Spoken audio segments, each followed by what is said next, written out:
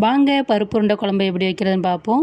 1 cup துவரம்பருப்பு, 1 cup கடலைப்பருப்பு 2 மணி நேரம் ஊற வச்சதை மிக்சியில் சேர்த்து சோம்பு, ஜீரகம், பட்டை மிளகாய் சேர்த்து அரைச்சி எடுத்துக்கோங்க. வெங்காயம், கருவேப்பிலை போட்டு உப்பு தேவையான அளவு சேர்த்து சின்ன சின்ன உருண்டைகளாக உருட்டி வச்சுக்கலாம். இப்போ இட்லி பாத்திரம் தண்ணி வச்சு பிளேட்டு மேலே நம்ம உருண்டைகளை வச்சு ஒரு 10 நிமிஷம் மிதமான தீயில் வச்சு எடுத்திங்கன்னா நமக்கு உருண்டை தயாராகிடும். இப்போ குழம்பு கூட்டி வைக்கலாம் வாங்க. ஒரு வானலில் 3 ஸ்பூன் எண்ணெய், கடுகு அரை டீஸ்பூன், ஜீரகம் அரை டீஸ்பூன், மிளகு சிறிதளவு சேர்த்து பொரிய விடுங்க.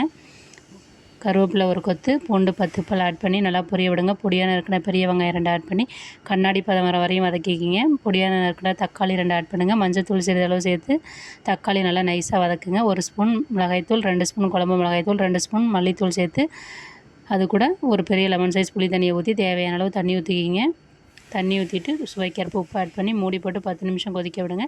கொதிக்க விட்ட பிறகு நம்ம வேக வச்ச உருண்டைகளை உள்ளே சேர்த்து ஒரு 10 நிமிஷம் வேக வச்சு எடுத்தால் நமக்கு சூப்பரான சுவையான பருப்பு உருண்டை குழம்பு தயார்.